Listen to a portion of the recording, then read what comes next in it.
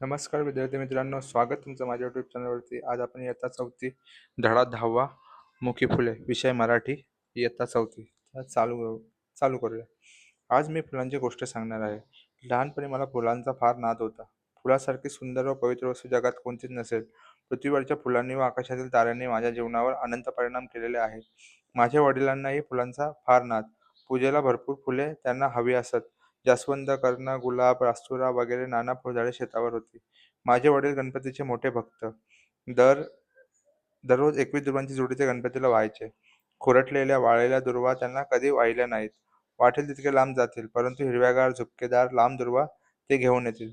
देवाला साधी दुर्वा व्हायची, ती चांगली नको का, असे ते म्हणत. आज लेखक आपल्याला फुलांची गोष्ट सांगणार आहेत.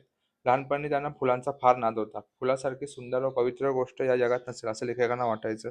पृथ्वीवरच्या फुलांनी, आकाशातील ताऱ्यांनी माझ्या जीवनावर अनंत परिणाम केलेले आहेत. म्हणजे जी फुलं आहेत आणि तारे पाहत पाहत त्यांच्या जीवनावर, लेखांच्या जीवनावर फार परिणाम केलेत. माझ्या वडिलांनाही फुलांचा फार नाद. पूजेला ते भरपूर फुले त्यांना हवी असत. जास्वंद, कर्ण, गुलाब, रास्तुरा वगैरे नाना फुलझाडे शेतावर होती. माझे वडील गणपतीचे मोठे भक्त होते. लेकांचे वडील गणपतीचे खूप मोठे भक्त होते. दररोज ते गणपतीला 21 दुर्वांची जोडी जुडी व्हायचे. त्याच्यामध्ये कुरडलेल्या, वाळलेल्या त्या दुर्वा त्यांना आवडत नसत. दुर्वा व्हायच्या, 7 दुर्वा व्हायच्या तर त्या हिरवेगार, झुपकेदार हव्यात, असं लेकांच्या वडिलांना वाटायचं. त्यामुळे त्या शोधण्यासाठी ते खूप लांब वाटेल तितकं लांब जायचे. माझ्या वडिलांपासून फुलांचे वेड मी घेतले, परंतु आईपासून फुलांवर प्रेम करायला शिकले. वडिलांपासून फुलांचे वेड घेतले लेखकाने आणि आईपासून फुलांवर प्रेम करायला शिकले. मी फुलांसाठी पहाटे उडत असे. आमच्या गावात बकुळ वृक्ष पुष्कळ होते. बकुळीचे फूल फारच सुंदर व सुवासिक असतात. त्यांच्यातही मध असतो. लहान लहान जणू मोतीच, अशी ती दिसतात. लहान बटणेच जणू ते असते. बकुळीच्या फुलांच्या मी परड्या भरभरून आणवायचा. सकाळी फुले जमवून ठेवायची आणि 10 वाजता शाळा सुटून आल्यावर हार करावायचे. वडील ते देवळातील देवांना नेऊन घालीत. सायंकाळी गुलबक्षीची फुले जमण्यासाठी शाळा सुटताच मी पळत असे. आता पहाटेच फुलं आणण्यासाठी जात असे. त्यांच्या गावात बकुळीचं पुष्कळ झाड होतं. बकुळीचं फळ हे फार सुंदर सुवासिक असतं. त्याच्यात मधही असतो आणि ते लहान लहान मोत्यांसारखं दिसतात.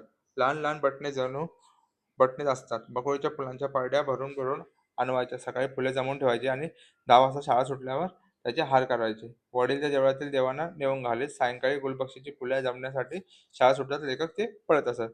गुलबक्षीच्या फुलांसाठी मुलामुलींत भांडणे व्हायची. गुलबक्षीचे फूल फार सुंदर असते. फुलांचा देठ लांब, बारीक व कोवळा असतो. देठाच्या टोकाला बारीक मणी असतो. गुलबक्षीची फुले नाना रंगाची असतात. पिवळी, पितांबरी, लाल, पांढरी इत्यादी प्रकार. गुलबक्षीचे काळे मणी फारच सुंदर दिसतात.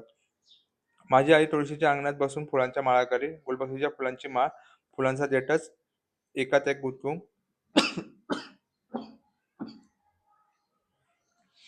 करतात. त्याला सुईदोरा लागत नाही. या माळांचे अनेक प्रकार असतात. तोड्याची माळ, दुहेरी माळ, बायका निरनिराळ्या तऱ्हांनी फुले गुंफतात.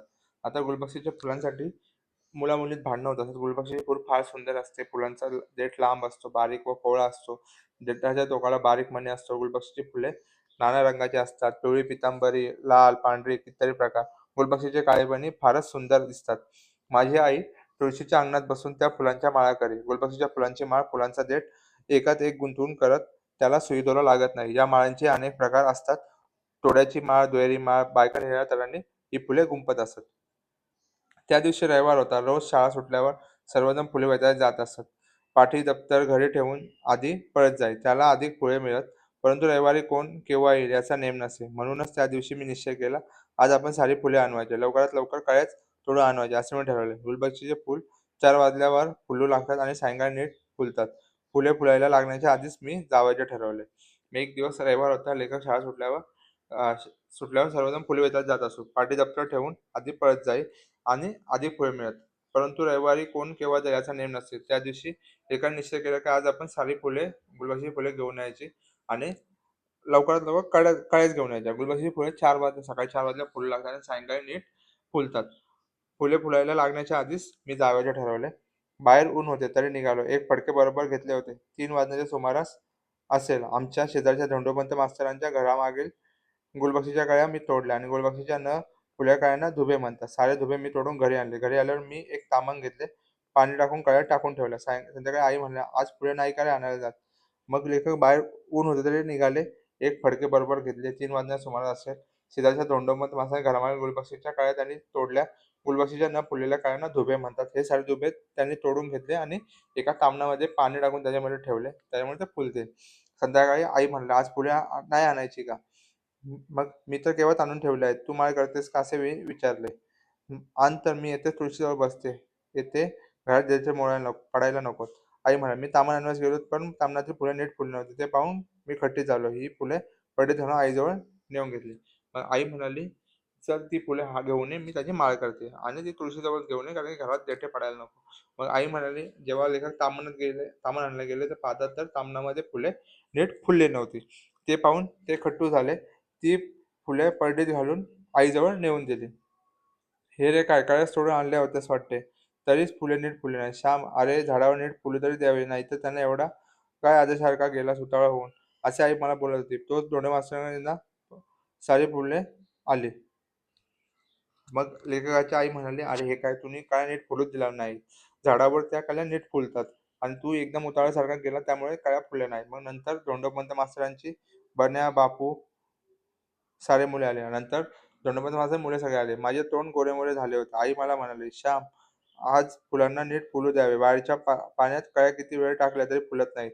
आईच्या दुधावर बाळ पोसते, तसे बाहेरच्या दुधावर पोसत नाही. घरच्या साध्या अन्नाने जशी पुष्टी तसे खाण्याचे दूध तुपाने येत नाही. झाडे म्हणजे फुलांच्या माता. झाड्या कळ्यांना जीवनरस पाजित असतात. त्यांना फुलवितात. फुले फुलली म्हणजे ती देवासाठी आणत जा. देवाला एक फूल मिळाले तरी पुरे, परंतु फूल फुललेला व्हा." मग आई श्यामला म्हणाले, की ज्या झाडावर कळ्या आहेत त्या छान फुलतात. जर आपण पाण्यामध्ये टाकल्या तर किती वेळ ठेवलं तरी ते फुलत नाहीत. जसं आईच्या दुधावर बाळ पोसतं, बाळीच्या दुधावर पोसत नाही. घरच्या अन्नाला जशी चव असते तशी खाणावळीत नसते. तसेच झाडे फुलांच्या माता आहेत. त्या कळ्यांना त्या जीवनरस पाजत असतात आणि फुलवतात. आणि देवासाठी तू फुले आणतोस म्हणून ती नीट आणत जा. एक फूल मिळाले तरी पुरे, परंतु ते नीट फुललेले फूल आपल्याला व्हायचं आहे. केवढा अर्थ होता माझ्या आईच्या बोलण्यात. अर्धवट कुडून आणलेल्या कळ्या नीट फुलत नाहीत. तशा अर्धवट कामे नीट फुलत नाहीत, फळत नाहीत. जगात अर्धवट काही नको. जे कराल ते नीटनेटके संपूर्ण यथासांग करा. उशीर लागला तरी हरकत नाही. काहीतरी वेडेवाकडे करण्यापेक्षा न केलेले बरे. अशी श्यामची आई म्हणाली, की अर्धवट फुललेल्या फुल्या फुलत नाहीत. जशी अर्धवट केलेली कामं नीट होत नाहीत, फळत नाहीत, अर्धवट राहत नाहीत. म्हणून तुम्हाला जे काही करायचं ते नीटनेटके करा, यथासांग करा. जरी उशीर लागला तरी चालेल, पण काहीतरी वेडेवाकडेपणापेक्षा नीट केलेले न केलेले बरे. श्याम, मुक्या काळ्या नको तोडू. त्यांना फुलाला संधी दे. त्यांना नीट फुलू दे. हे आईचे शब्द मी जन्मभर कधी विसरलो आणि हे आईचे शब्द लेखक कधी विसरले नाहीत. साने गुरुजी. श्यामची आई पुस्तकात धडा आहे. नाद असणे, आवड असणे, तर्रा प्रकार, डेक देठ, खट्टू होणे, निराश होणे, तोंड गोडमोडे असणे, लाज वाटणे, यथासांग व्यवस्थित संपूर्ण, आदाशी हावरट. आता गुलबक्षीचं देठ. प्रश्नांची उत्तर लिहायचं आपल्याला.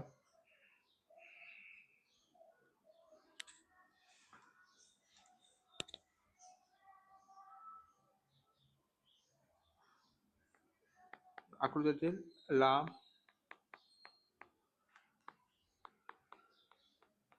आकृतीतील रिकाम्या जागी विषद धरा. गुलबक्षीचा देठ लांब बारीक खोळा. गुलबक्षीचे रंग, इथे रंगांची नावं दिलेली आहेत.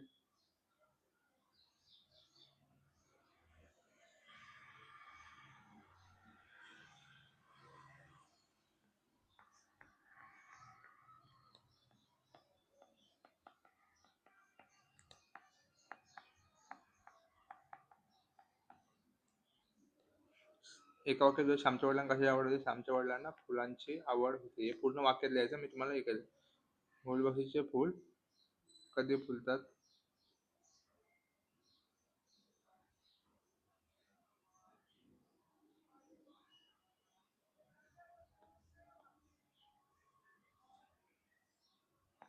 4 वाजले की गुलबक्षीचे फूल फुलतात. श्यामने कोणता निश्चय केला?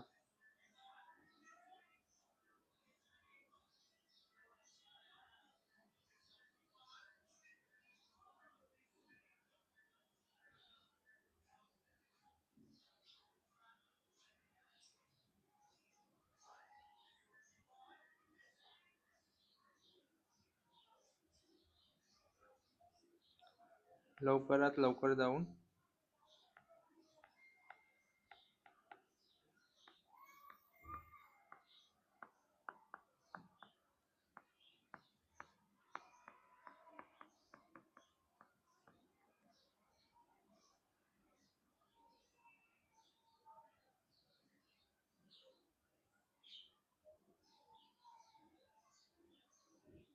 सूर्यमुखीच्या फुलाच्या कळ्यांना दुबे म्हणतात.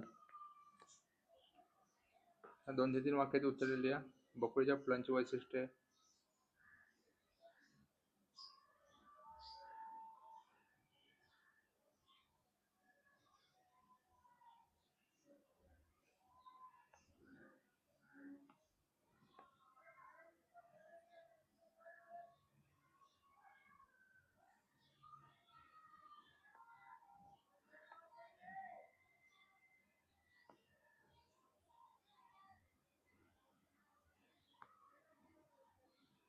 बकुळीच्या फुलांची वैशिष्ट्ये इतकं प्रश्नाचं उत्तर आहे. मी इथं मार्क करून ठेवलेलं आहे.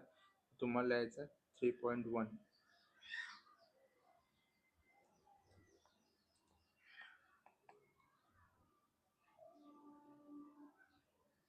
प्रश्न दिसून आजवळ फुललेल्या कळ्या का तोडू नये?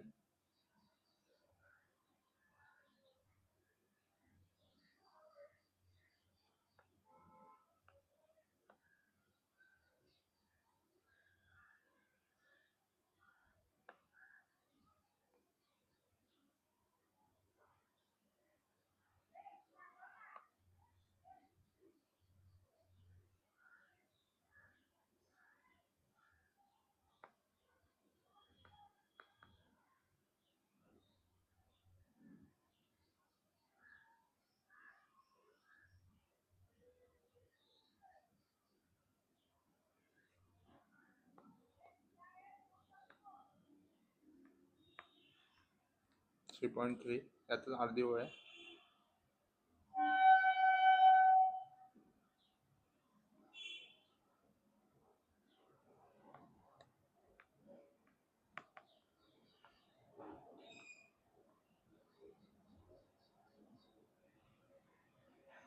तीन 4 प्रश्नांची उत्तर दिल्यात. फुलांना सुवास नसला तर फुलांचे उपयोग सांगा. हे लिहायचे तुम्हाला. अशा प्रकारे आपला हा धडा शिकून झालेला आहे. म्हणजे प्रश्न उत्तर दिलेले आहेत मुखी फुले. तुम्हाला व्हिडिओ आवडला आपल्या चॅनल सबस्क्राईब करा, व्हिडिओ लाईक करा, शेअर करा, कमेंट करा आणि जास्तीत जास्त मुलांपर्यंत आपले व्हिडिओ पोहोचवा. धन्यवाद.